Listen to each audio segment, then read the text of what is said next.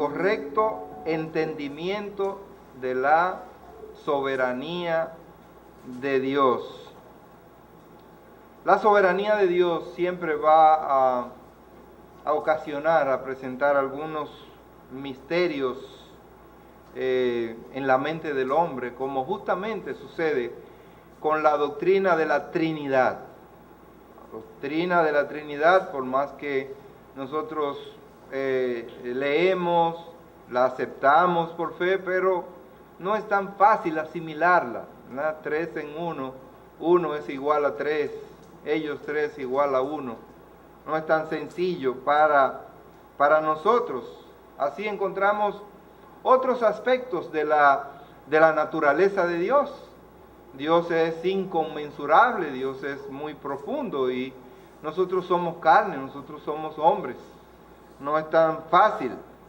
Al acercarnos a la majestad y a la gloria de Dios, entonces debemos hacerlo con toda la humildad, justamente reconociendo nuestras limitaciones. Tenemos limitaciones físicas, tenemos limitaciones en nuestra mente para entender las cosas, tenemos limitaciones en cuanto a la salud. O sea, a veces somos afectados por cualquier cosa, un virus, una bacteria, lo más simple nos afecta grandemente porque realmente somos carne. Y la soberanía de Dios sigue siendo una doctrina fundamental, básica en la vida de nosotros, porque esta doctrina va a determinar muchas otras cosas que tenemos que conocer. Hay algunos que piensan respecto a este asunto. Si al final Dios es el que va a decidir, el que decide todo lo que sucederá, entonces, ¿por qué razón yo debería hacer algo? De todas maneras, Dios es quien controla la historia de la humanidad, la historia de todo lo que ha sucedido a través del tiempo. Y esa corriente de pensamiento, a esa corriente de pensamiento se le llama el fatalismo indiferente. Los que piensan de esta manera sin proponérselo, creen en lo que se llama el fatalismo indiferente. Precisamente por estar en esa corriente sin saberlo, es por eso que no se convierten a Cristo.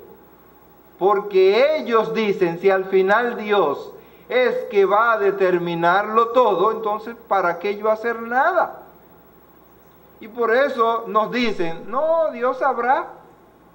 No, pero mira que usted necesita a Jesucristo, Él sabrá. O sea, Dios es el que sabe, es el responsable. Mientras tanto, está perdido, Eso se llama fatalismo indiferente frente a la verdad de Dios. Y entonces, bajo ese criterio es muy fácil justificarse ante Dios y decirle, Señor, yo no soy el responsable, eres tú me creaste, por lo tanto tú podías salvarme, yo no tengo que hacer nada. Déjeme decirle, eso no es así, eso es incorrecto, es una actitud, podríamos llamarle sinvergüenza ante Dios. O sea, no me importa lo que suceda conmigo. En la eternidad tú eres el que va a decir al final dónde yo voy y qué va a ser de mí. Sin embargo, hay otra corriente que es bíblica, que se llama el compatibilismo racional. El compatibilismo racional está en contraste con el fatalismo indiferente. Y el compatibilismo racional dice que a pesar de que Dios es el que determina, Dios es el soberano, nosotros realmente somos responsables. Somos responsables ante Dios por nuestras acciones. Somos responsables ante Dios de nuestro estado espiritual. La soberanía de Dios significa entonces que Él no solamente ordena los fines, sino también que Dios provee los medios. En este caso tenemos una situación, un estudiante que se va a examinar y Dios le ha prometido que le irá bien, ¿no? Que te irá bien. Dios ha dicho eso, que te irá bien si tú le obedeces, si tú eres fiel, si tú obedeces, si tú honras a tu padre y a tu madre, una serie de cosas. Te irá bien. Y eso incluye pasar el examen. Ahora bien, ¿qué Dios te dice además? Dios te dice además que tú debes ser un hijo de Dios, un creyente esforzado. Es decir, tú no solamente tienes que ir a la universidad e inscribirte, sino que tú también tienes la responsabilidad de estudiar. Y entonces cuando tú haces lo que tú tienes que hacer, entonces Dios es el responsable de lo que sigue.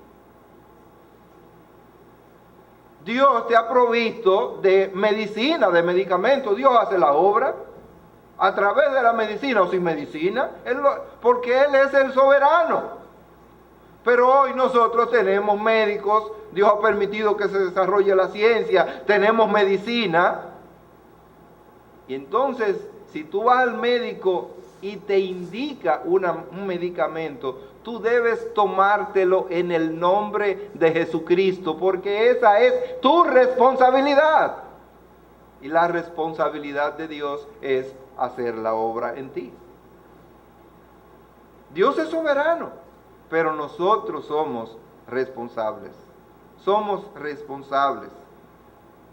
Y en primer lugar, nosotros vamos a ver lo que implica realmente la soberanía de Dios, las implicaciones de la soberanía de Dios. Esto es algo serio. Soberanía significa entonces que Dios reina sobre todo y que no hay autoridad, que no hay poder y que no hay ley que estén por encima de Él. Eso es la soberanía de Dios. En el Salmo 103, el versículo 19, dice la Escritura: Jehová estableció en los cielos su trono, y su reino domina sobre todos. Un trono es el símbolo de la majestad y de la gloria de un reino. Y el trono justamente es el lugar de máxima autoridad. Tanto así que los reyes prohibían que absolutamente nadie, so pena de ser muerto, se podía sentar en su silla, en su sillón, en su trono. Solamente él. Esa era la solemnidad de ese lugar donde está la máxima autoridad. Como los cielos están muy por encima de la tierra, así su reino está por encima o sobre todos los reinos de la tierra, sobre todos los reinos del universo. A diferencia del hombre, Dios entonces no le debe su trono absolutamente a nadie. Los hombres a veces toman el poder político a través de la fuerza y se convierten en dictadores, y lo hemos tenido, ¿verdad?, a través de la historia. Ellos se imponen por la fuerza. Otros llegan a reinar sobre los hombres a través del engaño, a través de la mentira, de las falsas promesas. Y se sientan y llegan a ser reyes y a ser presidentes. Pero al final, la mentira entonces se evidencia. Y eso tiene que ver con las promesas de campaña, ¿verdad? En la campaña se hacen promesas. Yo me propongo, yo voy a hacer esto, yo voy a hacer lo otro. Pero entonces muchas veces cuando llegan al gobierno, a gobernar, no solamente que no hacen lo que han prometido, sino que hacen todo lo contrario. Bueno, otros reciben el poder a través de la herencia. Por ejemplo, la familia real en Inglaterra y en otros lugares reciban justamente el poder a través de primero un príncipe, el hijo del príncipe, etcétera, y el hijo del hijo del hijo todavía. Ese tiene la promesa de llegar a ser rey. Y es muy fácil así. Cuando yo simplemente lo único que he tenido que hacer es nacer de esa familia para llegar a ser el rey. La soberanía de Dios tiene su fundamento no en la fuerza, sino en la sabiduría, en el amor, en la compasión y en la bondad con el hombre. De manera que Dios es soberano, pero la fortaleza de esa soberanía está en esos atributos que Dios tiene. Es un rey deseado, es un rey adorado, es el rey que nosotros queremos tener por toda la eternidad, porque Él reina para nosotros, Él reina sobre nosotros y lo hace para el bien de nosotros. Él es nuestro rey soberano, tal como nosotros cantamos. Entonces ya hemos visto en primer lugar lo que implica la soberanía de Dios. En segundo lugar, ahora veamos cuál es el fundamento de la soberanía de Dios. ¿En qué se fundamenta la soberanía de Dios? Bueno, se fundamenta en primer lugar en que Dios es nuestro creador. Y si usted entonces, Él es el creador, es el hacedor, alguien ha dicho que al autor le pertenece lo que escribe. Si usted escribió algo, simplemente tiene que irlo a registrar y allí te recibe un certificado de que usted es dueño de eso que usted escribió y nadie más. Al pintor le pertenece lo que pinta. Por eso muchos pintores debajo de esos cuadros le ponen unas iniciales, le ponen algo. Eso lo pinté yo. En mi casa yo tengo unos cuadros, fueron pintados por una persona, un hermano, justamente antes de nuestro matrimonio. Están allá y él le puso sus iniciales, su nombre ahí debajo. Déjeme decirle que él tuvo un accidente, algo pasó, perdió su mano derecha, y entonces tuvo que comenzar a aprender a pintar con su mano izquierda.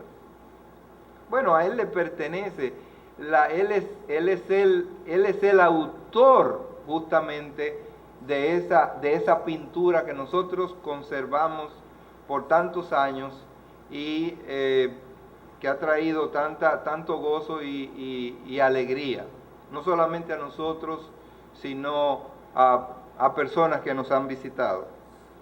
Al inventor le pertenece lo que inventa. Decíamos ahorita que ese médico en Atomayor descubrió ese parásito llamado la bilharzia, y lo que produce la bilharzia, que es la bilariasis. Bueno, ese es el descubridor.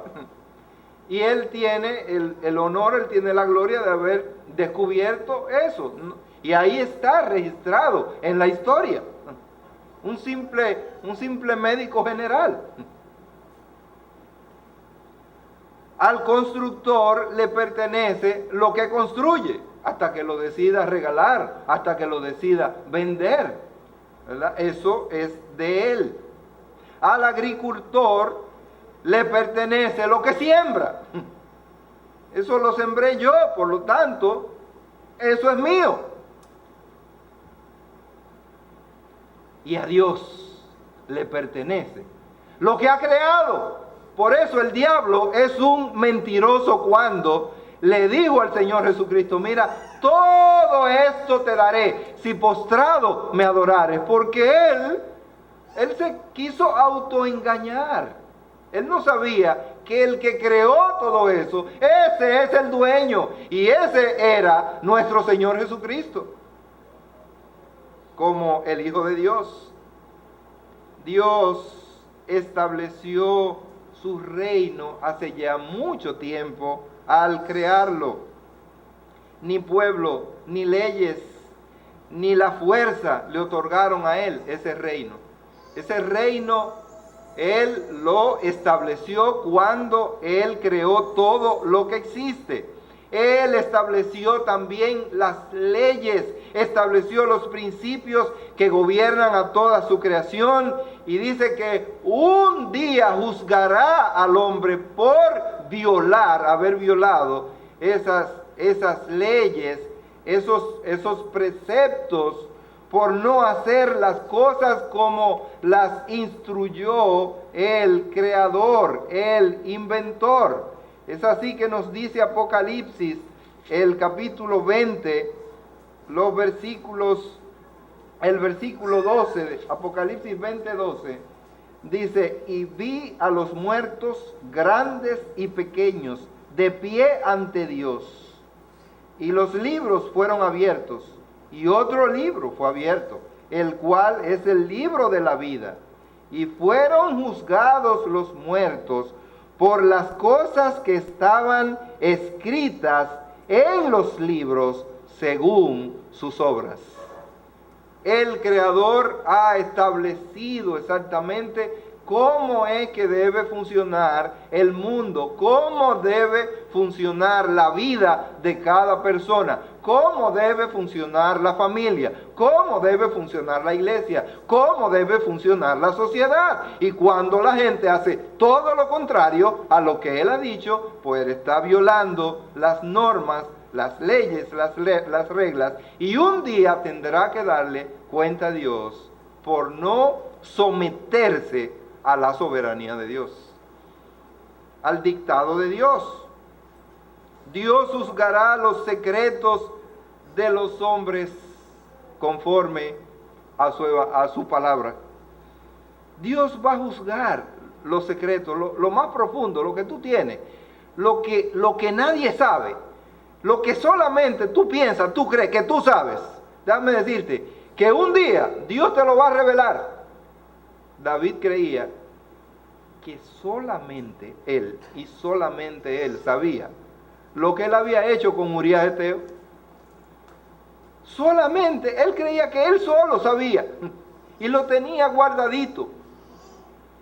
Déjeme decirle que él prácticamente tomó a Betsabé, la esposa de Urías Eteo, el jefe prácticamente, el comandante de su ejército, lo mandó para allá, para la guerra, estaban en guerra, e hizo que se colocara al frente en una posición muy riesgosa, precisamente para que lo mataran. para él finalmente quedarse con su esposa, con su mujer. Y él creyó que eso solamente lo sabía él. Bueno, un día,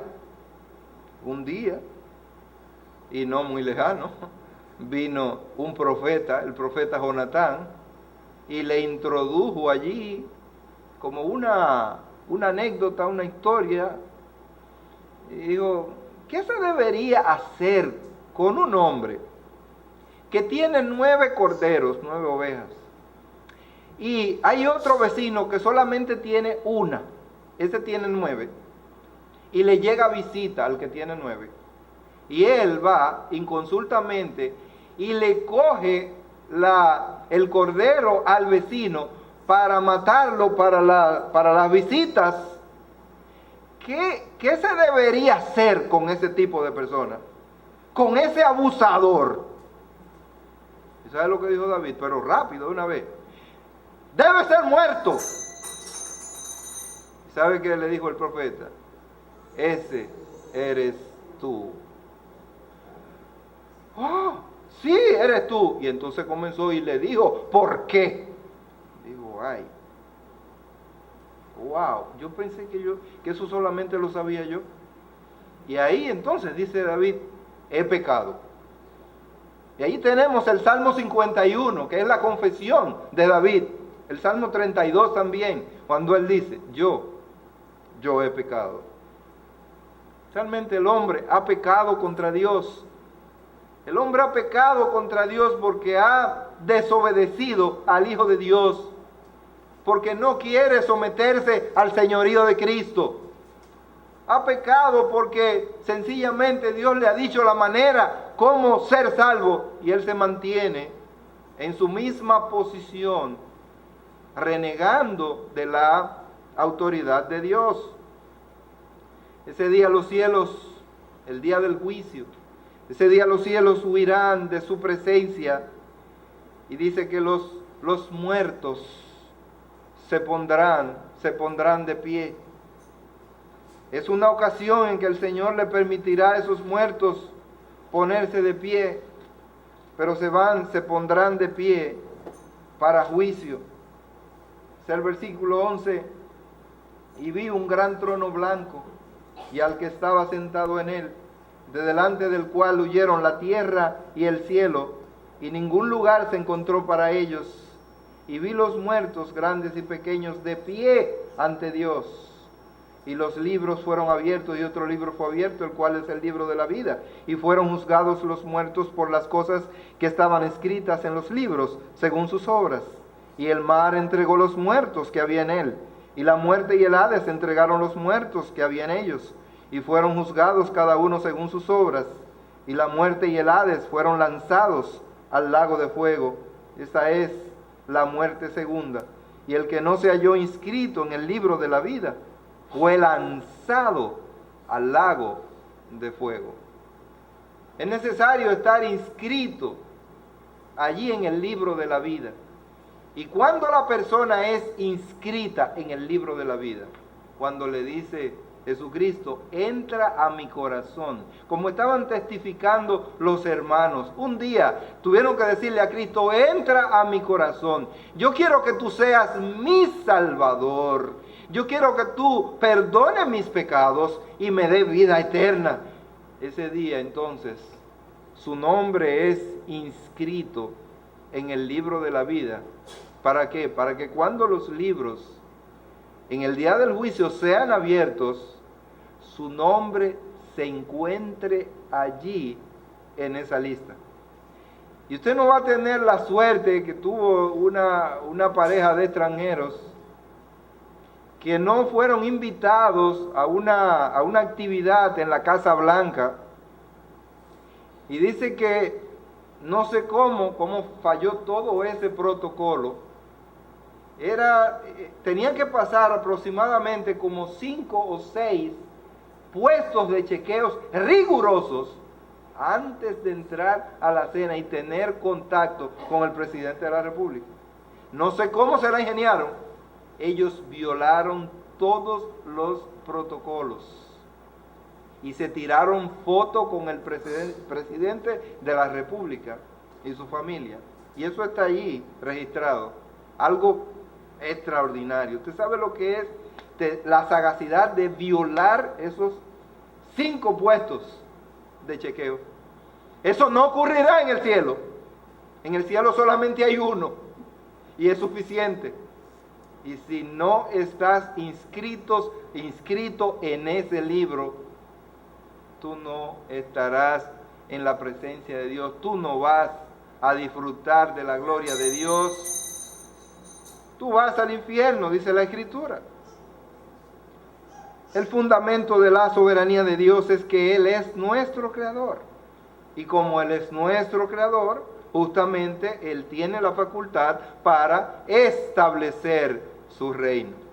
Ahora bien, ¿cuáles son los beneficios de la soberanía de Dios? No solamente lo que implica, no solamente el fundamento en que se basa la soberanía de Dios, sino que en tercer lugar, ¿cuáles son los beneficios de la soberanía de Dios? Le permite a Dios, es su soberanía, brindarnos entonces la protección y el sustento que nosotros necesitamos. Es una fuente de consuelo para el creyente, para establecer su fe. Porque a través de su soberanía, Él puede garantizar, sin lugar a dudas, el fiel cumplimiento de sus promesas. ¿Sabe qué? Porque Él es soberano.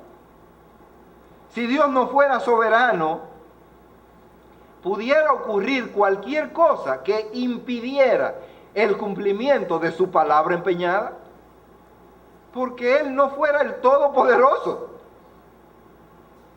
Entonces, Él estaría limitado porque cualquier cosa podría minar su autoridad. No tendríamos nosotros, ¿sabe qué cosa? Seguridad de salvación. ¿Sabe por qué nosotros tenemos seguridad de salvación? Porque Dios es soberano.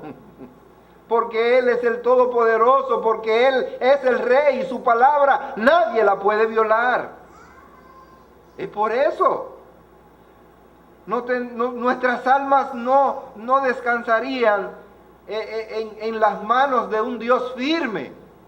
Nosotros no descansamos en las manos de un sacerdote, de un profeta, de un rey o tal vez de un ángel.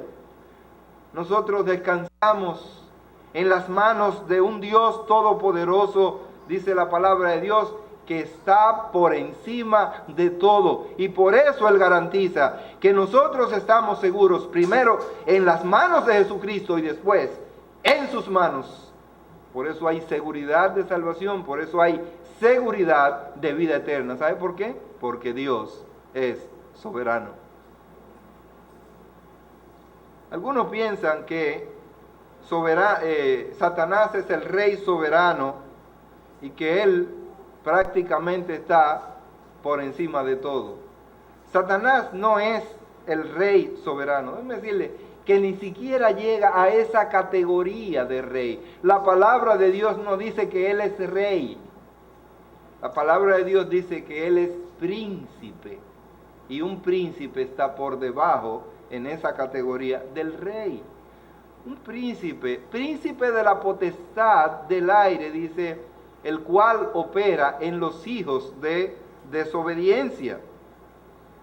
Satanás ejerce un dominio sobre los hombres incrédulos que viven justamente en desobediencia a su Creador y desafiando la autoridad de Dios. Y Él ejerce cierto dominio. Pero déjeme decirle que Satanás está sujeto a Dios, a quien tiene que rendir cuentas y a quien tiene que pedir permiso para justamente tocar a los creyentes. Él no hace lo que Él quiera cuando Él quiera. Fíjense lo que nos dice la palabra de Dios en el conocido caso y en el leído libro de Job. aquí en Job, en el capítulo 1, los versículos del 6 en adelante, dice la Escritura: un día vinieron a presentarse delante de Jehová los hijos de Dios, entre los cuales vino también Satanás. Y dijo Jehová a Satanás: ¿de dónde vienes? Respondiendo Satanás a Jehová dijo: de rodear la tierra y de andar por ella. Y Jehová dijo a Satanás: ¿no has considerado a mi siervo Job, que no hay otro como él en la tierra, varón perfecto y recto, temeroso de Dios y apartado del mal?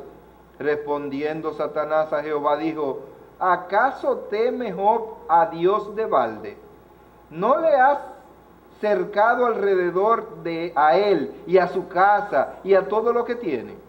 Al trabajo de sus manos has dado bendición, por tanto sus bienes han aumentado sobre la tierra. Pero extiende ahora tu mano y toca todo lo que tiene, y verás si no blasfema contra ti en tu misma presencia. Dijo Jehová a Satanás: he aquí, todo lo que tiene está en tu mano, solamente no pongas tu mano sobre él. Y salió Satanás de delante de Jehová. Dios le dio el permiso de tocar sus bienes. Dios le dio el permiso de tocar su familia. Dios le dio el permiso de tocar su salud. Ahora, lo que Dios no le dio el permiso fue de tocar su alma, porque su alma estaba escondida y resguardada en Dios. Y él no podía ni puede hacerlo. Dice Primera de Juan 5:18 que al engendrado por Dios, el maligno no le toca. Pero eso es al engendrado, no físicamente. No diga no porque Dios me creó. No. Al engendrado por Dios quiere decir al que ha llegado a ser verdaderamente criatura de Dios por el nuevo nacimiento. Es decir, la regeneración, el nuevo nacimiento, cuando venimos verdaderamente a Cristo. Por eso podemos estar confiados y seguros de que Satanás no puede robarnos lo que ya Dios nos dio, que es la salvación de nuestras almas. Pero déjenme decirle algo más. Otro de los beneficios de la soberanía de Dios es que permite la libertad del hombre. Si todo está bajo el control de Dios, se preguntan aquellos, lo que decíamos al principio, los que creen el fatalismo indiferente, se preguntan entonces, ¿por qué hay pecado? Si todo está bajo el control absoluto de Dios, ¿por qué Dios permite el pecado?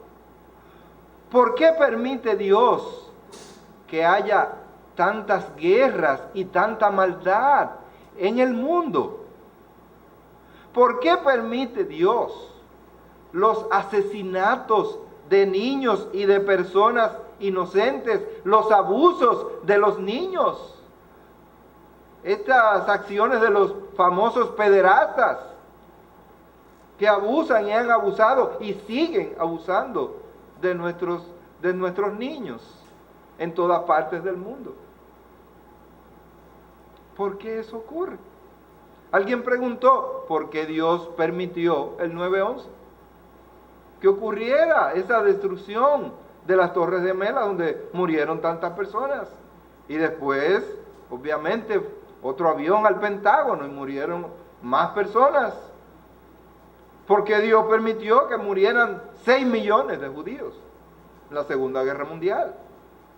No cualquier cosa, 6 millones. ¿Por qué Dios permitió que esos tsunami de Indonesia y de todo eso mataran esa cantidad de personas, aproximadamente unos 300,000 personas?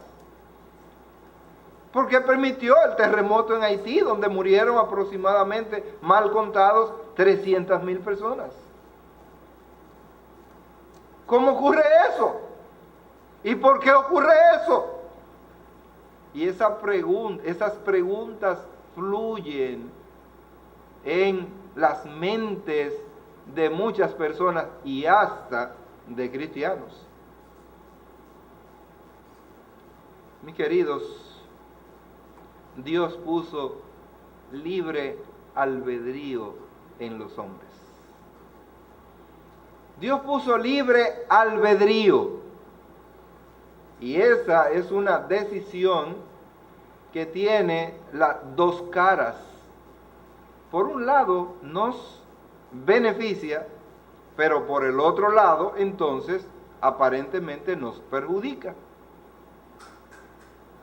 Si fuéramos sencillamente máquinas y todo estuviera diseñado para que funcionara de tal manera y no hubiera ningún tipo de riesgo, entonces el mundo fuera aburrido, totalmente aburrido.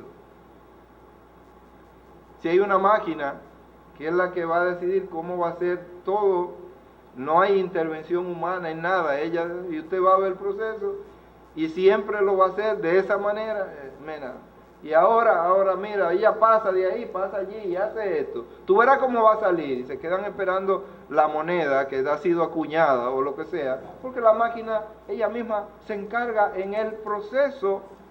No hay expectativa, no hay ninguna emoción.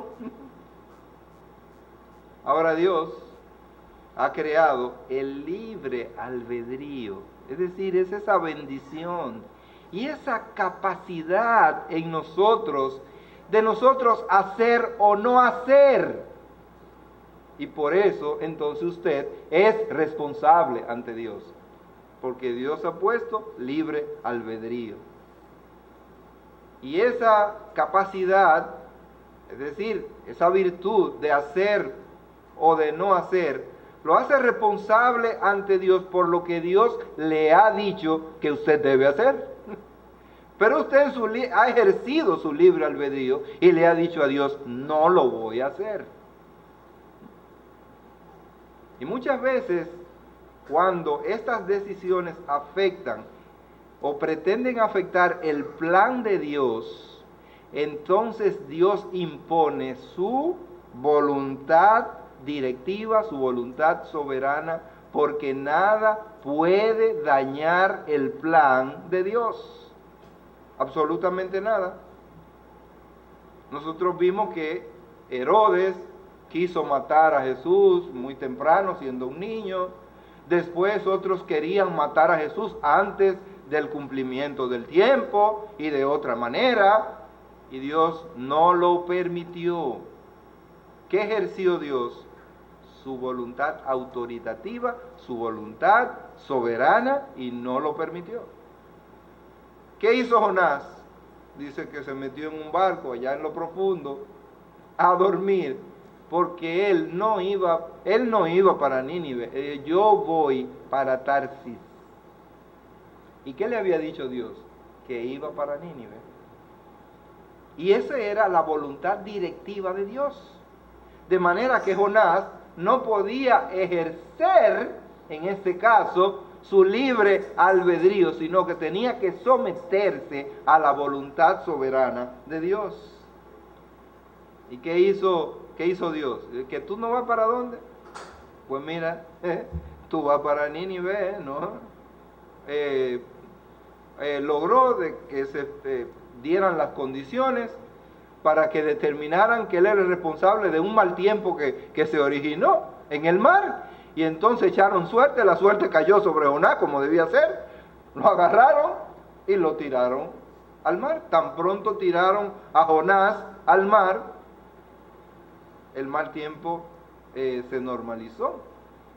Y entonces, cuando él iba hacia las profundidades, ahí lo estaba esperando alguien que Dios había enviado, un pez muy especial, y abrió su boca. Entra aquí. Y dijo, ahora, ¿tú sabes por dónde tú vas? Tú vas para tierra. Tú vas para tierra, pues yo te voy a llevar allá. Y el pez salió con él. ¿Ve qué barco? Y él comenzó después a narrar. Usted lee el libro de Jonás y él narrando su experiencia dentro de ese barco, dentro del pez. guay, las enredaderas y las cosas, y yo me imaginaba, y ahí estaba él. ¿Y cuántos días duró ese viaje? Porque fue un tremendo viaje, y déjeme decirle que un pez grande, preparado por Dios, en el mar, debajo, en la profundidad, déjeme decirle que avanza rápido. Él iba a velocidad, y duró 3 días y 3 noches, hasta que finalmente Dios lo depositó, lo dejó allá. Mira, es aquí. Ok, ahí, déjalo ahí. Mira ahí. Mira, tú ves ahí. Camina. Ahí, ese Nínive. Ahí es donde tú vas. ¿Qué se impuso? La voluntad directiva de Dios. Sin embargo, eso no ocurre en la salvación del hombre. Dios no impone su voluntad directiva en la salvación de los hombres. Ahí Dios deja su voluntad permisiva para que el hombre ejerza, ¿qué cosa? Su libre albedrío. O él lo acepta o él lo rechaza. ¿Para qué? Para que el hombre sea responsable ante Dios por sus hechos y por sus decisiones. De manera que, qué interesante, qué importante es la voluntad soberana de Dios, cómo Dios la maneja con tanta sabiduría por encima de nuestros pensamientos. Dios puso ese libre albedrío, libertad de pensar, de escoger. Dios quiere que entonces nosotros le amemos por la belleza que nosotros hallamos en Él, y esto debe ser expresado libremente.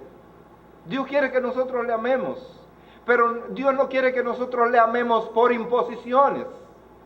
Dios quiere que nosotros le amemos porque al contemplarlo y al ver quién da más y quién da lo mejor, nosotros nos decidamos por Dios.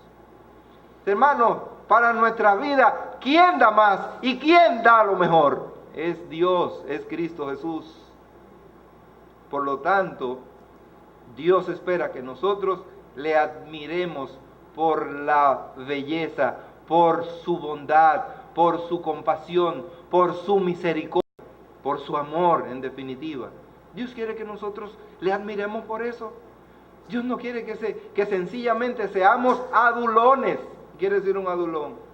No importa, comienza a decir cosas del otro, aún siendo falsas.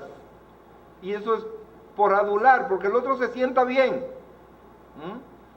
Se cuenta aquel campesino que fue, aquella persona que fue a visitar al padre de la enamorada, y entonces buscó a otro y lo llevó y le dijo: mira, todo lo que yo diga, y tú tienes que, óyeme, magnificarlo, decirle que yo soy lo máximo para que este señor, tú sabes cómo es, me pueda conceder a su hija. Así que fueron allá y el Señor los recibió y todo bien. Y entonces el hombre decía de que con una humildad, no, porque usted sabe, yo también tengo una propiedadita por ahí, una pequeña propiedad. Y el otro, ay, amigo, ese hombre que es humilde. Mire, ese hombre tiene una propiedad que hay que durar semanas y semanas caminándola en caballo para poder, eso es demasiado grande. Y el hombre seguía hablando y dice: mira, yo tengo 2 o 3 vaquitas. ¿Qué 2 o 3 vaquitas? Eso no se para, mire, eso se va a lo infinito. Ese hombre tiene una cantidad de cosas que... Y el Señor está creyendo. Pero qué bueno. Y entonces al final, como la mentira es así, o sea, la mentira no amarra todas las cosas, amarra algunas. Al final, es la verdad, y el hombre se quiere ir ya porque ya está cansado. Y le dice: ay, yo me voy porque yo tengo un pequeñito nacidito que tengo aquí que me está saliendo. Y el otro pensó que, le dijo: usted no sabe lo que él tiene. Eso es un rámpano en todo el cuerpo. Así que todo lo dañó. La mentira hace eso, ¿verdad? No puede amarrar exactamente todas las cosas. Por eso el diablo usa a veces medias verdades ¿Para qué? Para atrapar a los indoctos. La crucifixión de Cristo, allí cuando Cristo iba a ser crucificado, dice que la multitud decía: no queremos que este hombre reine sobre nosotros. Y estas son las mismas expresiones de los hombres hoy. ¿Qué es lo que el hombre no quiere finalmente? Que Cristo reine sobre él. Ese es el punto. ¿Qué es lo que el hombre no quiere? Que Jesucristo tenga la supremacía. ¿Qué es lo que el hombre no quiere? Que tenga la autoridad absoluta sobre su vida. Y hasta que el hombre no se somete al señorío de Cristo, no es salvo.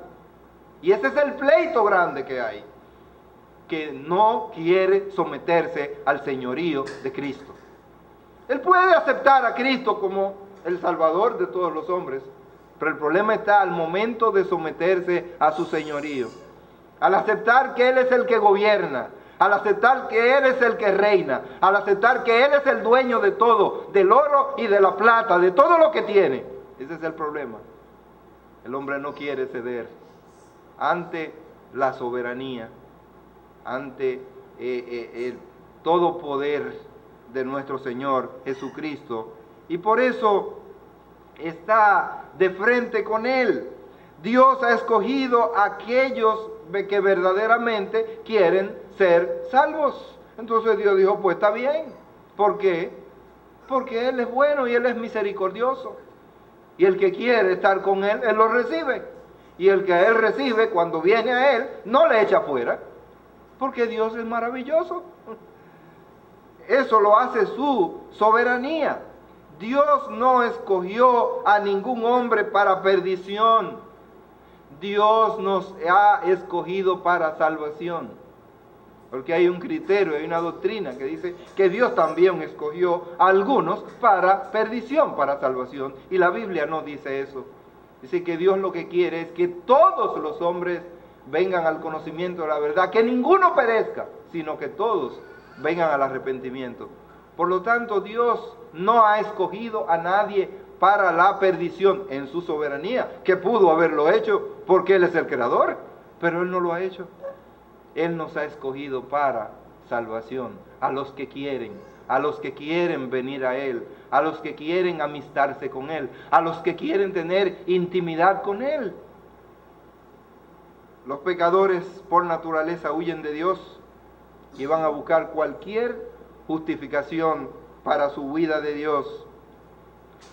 Un intento de usar la soberanía de Dios como una excusa para el hombre continuar en su pecado va a revelar su verdadera intención. No es que Dios lo sabe todo. Eso no es lo que quieren decir. Lo que quieren decir al final es que yo no soy responsable de nada. Es que yo voy a seguir mi vida porque al final yo la sigo por aquí, Él es que sabe. Yo no tengo que hacer nada. Y entonces es una indiferencia, ¿verdad? Es un fatalismo indiferente. Y hoy, cada día el hombre vive su fatalismo indiferente. Vive haciendo lo que quiera para vivir como él quiere. De acuerdo a sus propias preferencias, de acuerdo a sus propios valores, de acuerdo a sus propios criterios, a sus propios puntos de vista. Viven como quería vivir. Me dijo mi hija más pequeña que quería vivir. Me dijo desde muy pequeña, nos dijo a mi esposa y a mí: mira, si yo quiero que quiera y si no quiero que no quiera. No me estén obligando a comerme eso ni a beber eso. Que si yo quiero que quiera, déjalo ahí. Y nosotros sabíamos que no podíamos hacer eso, que ella tenía que querer. Un día le dijimos: mira, si no te come la comida ese, el purecito que está tan rico, tan bueno, dando vueltas y no quería comer, por ahí viene el viejito del saco, y nosotros te vamos a dar al viejito del saco. ¿Y tú sabes lo que dijo? Ustedes no son locos para darme al viejito del saco. Así que tampoco se comió la comida. Ella dijo muy temprano lo que iba a hacer. Si yo quiero que quiera, y si no quiero, que no quiera. Y por eso hay hombres que viven así. Y dice Este famoso cantante nuestro que murió recientemente, él dijo en una entrevista: yo viví a mi manera. Yo viví a mi manera. Y déjenme decirle, ¿sabe qué? Que él también murió a su manera. Todos aquellos que viven a su manera también morirán a su manera. La única diferencia es que serán juzgados a la manera de Dios. No serán juzgados a su manera, sino a la manera de Dios. En el matrimonio de dos reconocidos artistas norteamericanos, Roy Rogers y la otra era Dale Evans de Rogers, dice que a ellos le nació una niña. Le pusieron por nombre Robin Elizabeth. Y esa niña nació mongoloide y vivió apenas 2 años. Ellos hicieron todo el esfuerzo posible por salvarla, pero dice que fue muy duro para ellos, y sobre todo, no solamente ese tiempo, sino el ver finalmente su partida. Y se cuenta que finalmente, cuando la niña partió, la niña murió, entonces hubo un encuentro, una decisión. Y dijeron ellos, bueno, prácticamente ella escribió un libro, la mamá, un libro al que tituló Ángel sin saberlo. Y dicen ellos que Dios le había mandado en esa criatura, en esa niña, un ángel sin proponérselo y sin ella saberlo. Fue un ángel, porque ese ángel despertó en ellos su necesidad de Cristo. Y dice que vinieron a Cristo y ellos han podido hablar, relatar no solamente todo lo que sucedió, lo que pasó, pero también han podido testificar de todo lo que Cristo ha hecho en sus vidas, justamente a partir de ese momento de su entrega a Cristo Jesús. Hermanos, Dios es soberano. Dios permite algunas cosas para nuestro bien. Posiblemente fue algo doloroso, no posiblemente, fue algo doloroso, fue algo triste, pero Dios tenía un propósito para ellos. Justamente parte de lo que se ha relatado en esta mañana en los testimonios, cómo Dios obra para su bien. Él no quiso llevarse esa niña medalaganariamente ni autoritariamente, pero lo hizo justamente porque sabía que era la manera de cómo ellos podían ser persuadidos, que el hombre tiene el corazón duro como una piedra. Y a veces ni siquiera esos hechos cambian su corazón de piedra en un corazón de carne. Y Dios lo sabe. Y Dios permite esto para ablandar sus corazones. Y estas dos personas no solamente han escrito muchos libros, sino cómo han dedicado sus vidas a Cristo a partir de este hecho. Hermanos, Dios es soberano, pero Dios no es un dictador. Porque Dios quiere y espera lo mejor para sus hijos. Él quiere lo mejor para usted. Por eso en su soberanía le permite, le da la opción de venir a Cristo o rechazar a Cristo. Lo único que le advierte es las consecuencias. Pero de todas maneras Dios dice, pero ven de todas maneras. Yo quiero que tú vengas. Yo quiero que tengas este encuentro personal con Cristo. Porque Dios quiere que tú seas salvo. Porque Dios quiere lo mejor para tu vida. No solamente para el presente, pero también para la eternidad. Porque hay una eternidad. Y tendremos allí que vernos cara a cara con el Señor. Hay una, ¿cómo se llama esto? Una caricatura donde presentan al cantante que murió recientemente, estando allá, llegando, y allí ¿sabe quién lo está esperando? Su compañero y su amigo de siempre, de chistes, de cuentos y de cantos y de orquesta y de todo. Y allí lo estaba esperando Luisito Martí, cuando le dice: ¡oh! ¡Llegaste por fin! Y dice que se funden en un fuerte abrazo. El infierno no es así como la gente lo cree. Es un lugar de tormento, es un lugar de aflicción.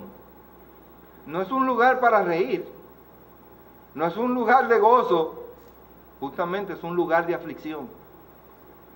No es como los impíos, los incrédulos piensan que es algo serio. Y Dios, ¿sabe qué? No quiere que tú vayas a ese lugar. Dios quiere que tú seas salvo y vaya a su presencia y vaya a recibir el gozo de estar con el Señor y de ser beneficiado de sus maravillosas promesas.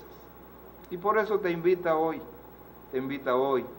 y te dice: ven a Cristo para que seas salvo.